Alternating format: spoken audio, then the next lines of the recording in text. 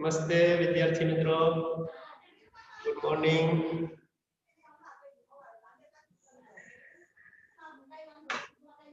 હવે આપણે આજે એક મહત્વનું એવું ચેપ્ટર કે જે ચાલુ કરી રહ્યા છીએ. એ મહત્વનું એટલા માટે છે કે આપણે આઝાદ થયા, પરંતુ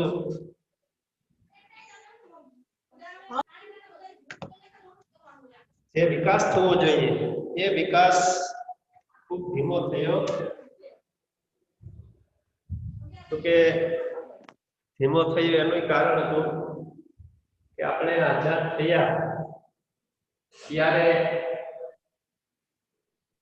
અંગ્રેજોએ ને એની પહેલા પણ મોગલો કે બીજા શક, હુણ, ફ્રેન્ચ, પોર્ટુગીઝ એવા વિદેશીઓએ ભારતને લૂંટ્યું હતું. એને ભારતના વિકાસમાં કોઈ રસ હતો નહીં. આપણે આઝાદ થયા ત્યારે ભારત છે તે સોય પણ બનાવી શકે નહીં એવી આપણી પોઝિશન હતી. પછી ધીમે ધીમે આપણે પાયાના ઉદ્યોગો છે ચાલુ કર્યા. એના પછી અન્ય ઉદ્યોગ કપાયા. હવે એ ત્યાં સુધી બરાબર હતો, પરંતુ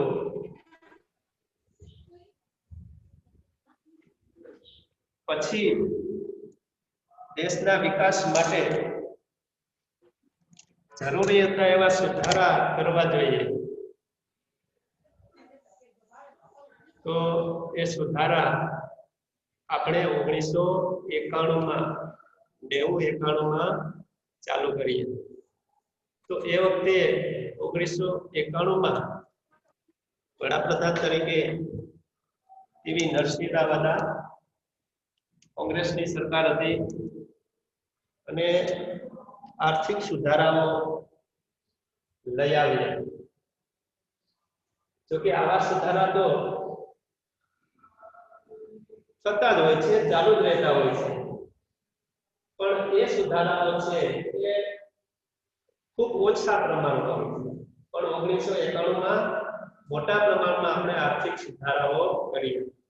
એ સુધારાઓ ચીને 1979 ચાલુ કરી દીધા. એટલા માટે ચીન અત્યારે આટલું આગળ છે. બીજું ત્યાં લોકશાહી નથી, એ પણ એનો ફાયદો છે. આપણે લોકશાહી છે તો જોઈએ છીએ કે આપણે લોકો આઝાદ હોય છે વધારે. અત્યારે જોઈએ તો આંદોલન ચાલી રહ્યું છે ખેડૂતનું. તો આવા આંદોલનોમાં, હડતાલોમાં ખૂબ સમય જાય, કામનો બગાડ થાય, સમયનો બગાડ થાય. એટલે પણ ચીન જેટલા આપણે આર્થિક સુધારાઓ લઈ આવી શકીએ નહીં. પણ એને અને બીજા થાઈલેન્ડ, મલેશિયા, કોરિયા એ બધા દેશો આપણા જેવા જ હતા, પરંતુ એ બધાએ આપણાથી પહેલા આર્થિક સુધારાઓ લઈ આવ્યા. તો એને કારણે એ વહેલા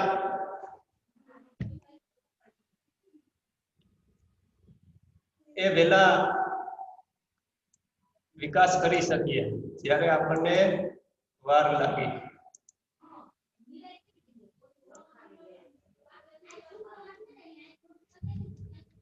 તો આવી રીતે આપણે મોટા સુધારાઓ 1991 લઈ આવ્યા અને એ રીતે વિકાસના રસ્તે આપણે ચાલુ થયા. તો આ ચેપ્ટર મહત્વનું એટલા માટે કહું છું, બાકી મહત્વના તો બધા ચેપ્ટર હોય જ છે. તો આજનો આપણો ચેપ્ટર છે આર્થિક સુધારાઓ. તો આપણે એવી નીતિઓ લઈ આવી આર્થિક ક્ષેત્રે કે જેને કારણે ભારત છે ધીમે ધીમે વિકાસ કરવા લાગ્યા. ખાલી ઇન્જેક્શન લઈને જવાનું ને, રિપોર્ટ નહીં. તો આને અંગે આપણે આગળ જોઈએ સ્વતંત્ર ભારતના નીતિ ઘડનારાઓ સામે ભારતના આર્થિક અને સામાજિક વિકાસના પડકાર હતા. આ માટે આર્થિક ક્ષેત્રે ભારતે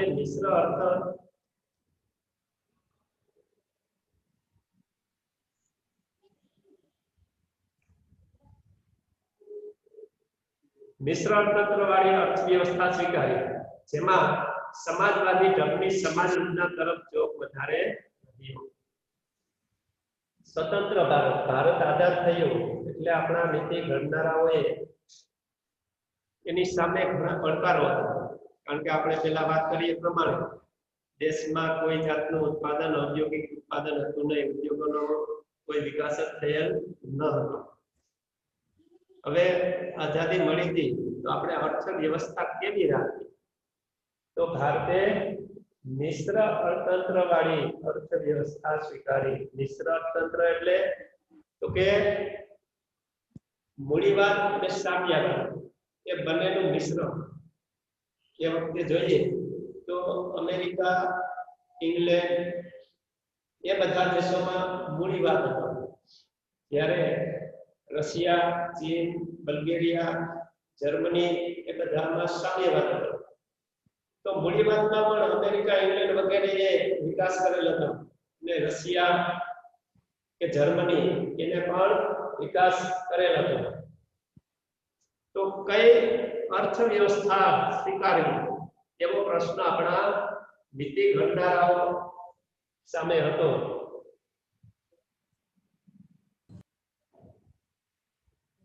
તો એને બંનેના ફાયદા મળે, મૂડીવાદના અને સામ્યવાદના બંનેના ફાયદા મળે એવી અર્થવ્યવસ્થા વાળી અર્થતંત્ર એવું આપણે ચાલુ કરીએ.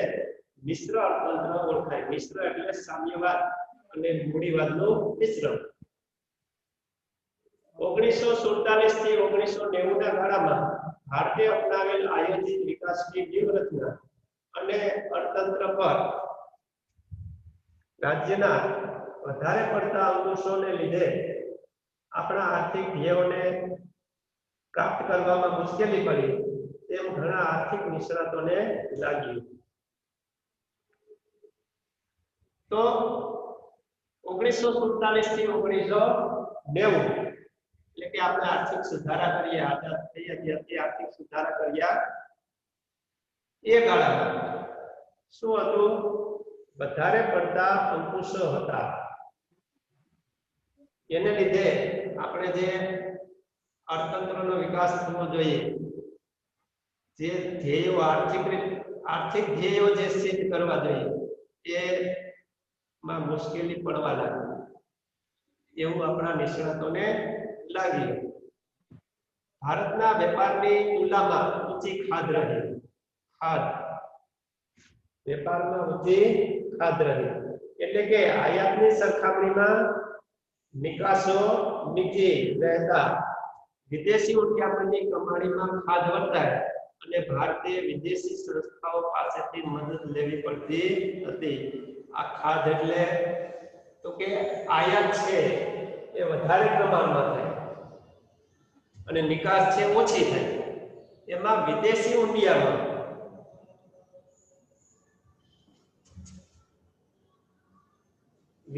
ઉદ્યામની ખાધ આપણે કોઈ દેશ પાસેથી કઈ વસ્તુ મેળવવી છે એટલે કે આયાત કરવી છે તો એ નાણું હોવું જોઈએ. આપણે વિદેશી જે તે દેશનું નાણું હોવું જોઈએ, અથવા તો આંતરરાષ્ટ્રીય નાણું એટલે કે ડોલર કે પાઉન્ડ એ હોવા જોઈએ. પણ આપણી આયાત વધારે હતી અને નિકાસ ઓછી હતી. નિકાસ કરીએ તો આપણને વિદેશી ઉદ્યામન મળે. જેમ નિકાસ વધારે કરીએ એમ આપણને વિદેશી ઉદ્યામન મળે અને એ નાણાંથી આપણે આયાત કરી શકીએ. પણ નિકાસો જ ઓછી હતી એટલે વિદેશી ઉદ્યામનની આપણી પાસે તંગી રહી.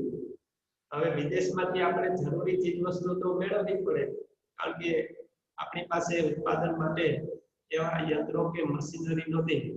ને બીજું એ વખતે આપણે અનાજ પણ ખૂબ જ ઓછા પ્રમાણમાં થતું, એટલે અનાજની પણ આયાત કરવી પડતી, અનાજ કઠોળ વગેરે.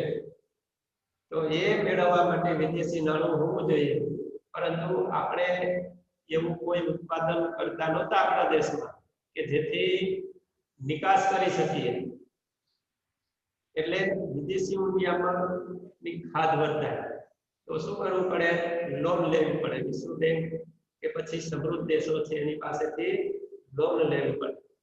આવી રીતે એ સમયગાળામાં વિદેશી સંસ્થાઓ પાસે મદદ લેવી પડતી હતી, એટલે કે વિશ્વ બેંક એની પાસે.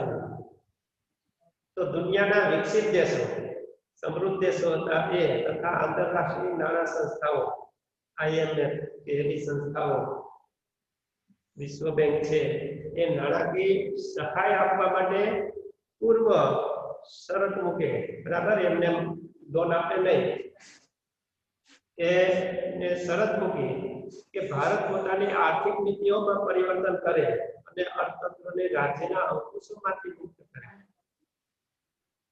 તો પેલા તો લોન થોડી ઘણી જે કઈ જોતી હતી એ મળી જતી હતી, પણ પછી સમય જતા આવા દેશોએ, સમૃદ્ધ દેશોએ અને આંતરરાષ્ટ્રીય નાણાં સંસ્થાઓએ કે જે લોન ધિરાણ આપતી હોય એને શરત પણ મૂકી કે તમે તમારી આર્થિક નીતિઓ જે છે એમાં બદલાવ કરો.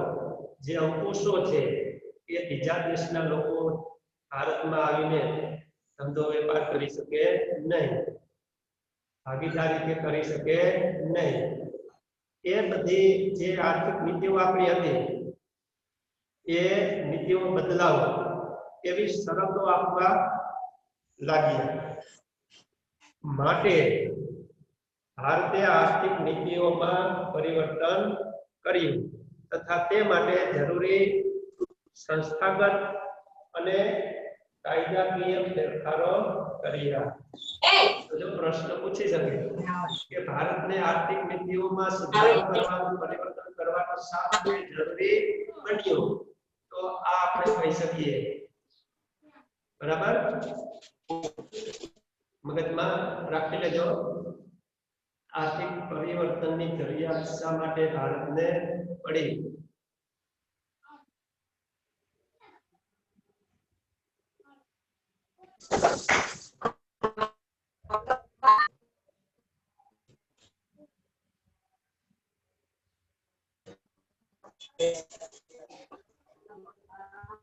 હવે 1991 થી આર્થિક નીતિના પરિવર્તન માટેના હેતુઓ,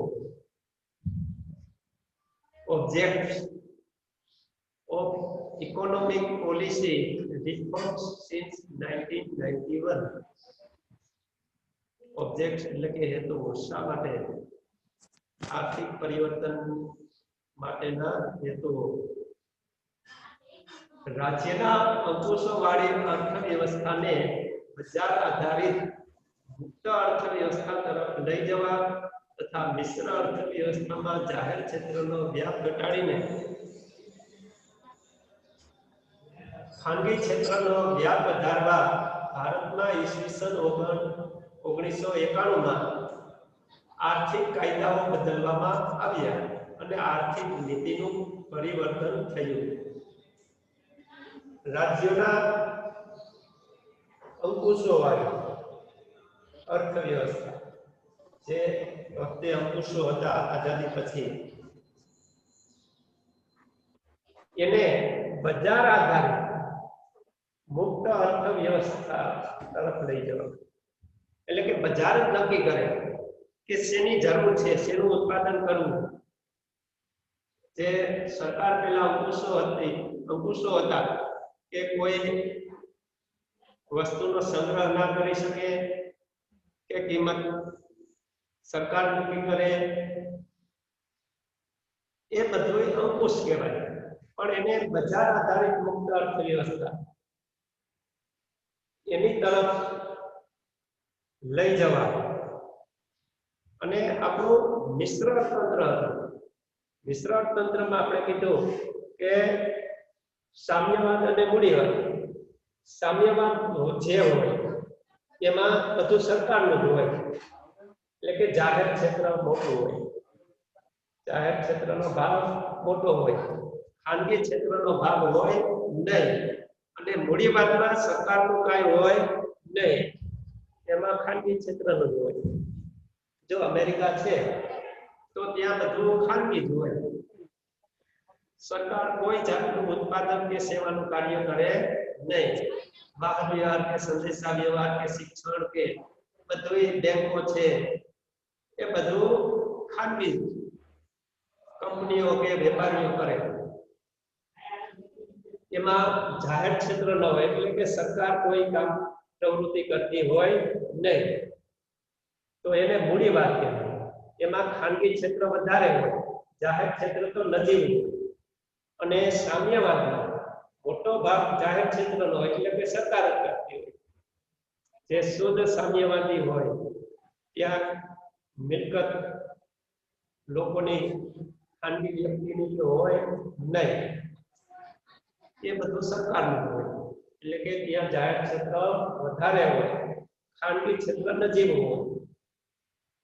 તો આવી રીતે જે આપણી અંકુશોવાળી અર્થવ્યવસ્થા હતી એને મુક્ત અર્થવ્યવસ્થા તરફ લઈ જવા માટે, એટલે કે જાહેર ક્ષેત્રનો વ્યાપ, જે મોટું ક્ષેત્ર હતું જાહેર ક્ષેત્ર, એને ઘટાડી દેવાનું અને ખાનગી ક્ષેત્રને છૂટા પાડવા.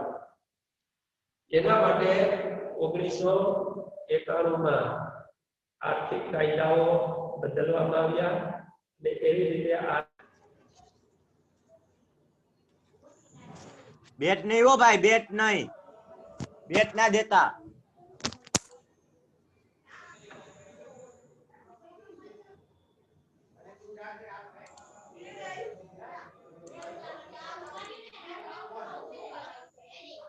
તો વિદ્યાર્થી મિત્રો,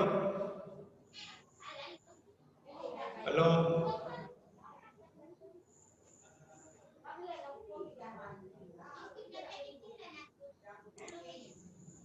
સંભળાતું હોય તો એકાદ વ્યક્તિ છે એ અનમ્યુટ થઈને કંઈક જવાબ દે છે. હલો, સંભળાય છે. સંભળાય. હા છે. સંભળાય છે. હા સંભળાય છે. હલો, હા હા સંભળાય. હલો, ચોખ્ખો સંભળાય છે. સંભળાય છે.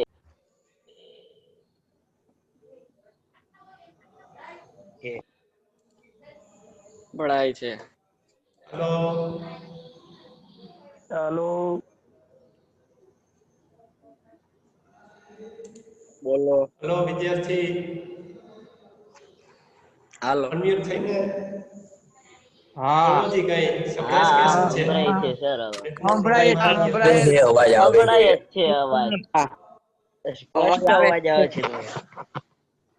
ચોખ્ખો અવાજ આવે છે સર તમારો. હા આવે જ છે સર અવાજ, હલો, આવે જ છે સર અવાજ. આવે છે સાહેબ અવાજ. ઉત્તમ. સાહેબ અવાજ આવે છે તમારો.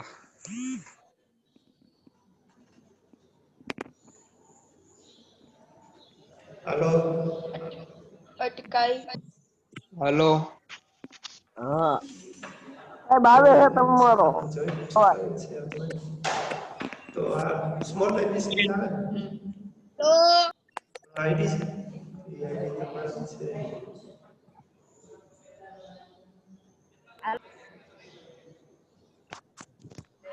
હલો.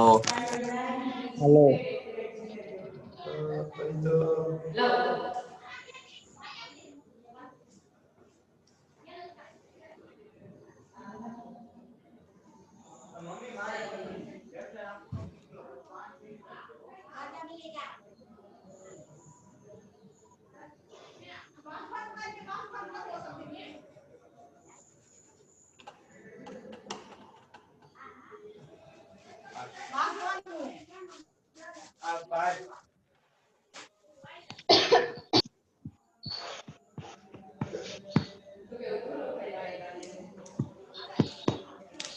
હલો.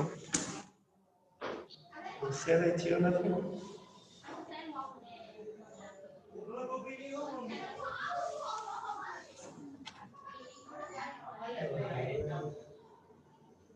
હલો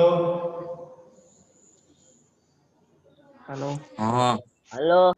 બોલ ભાઈ કાવરજીત. આવે છે અવાજ આવે. હા, એવું છે. આવે છે સર ક્યારેક ક્યારેક આવે છે.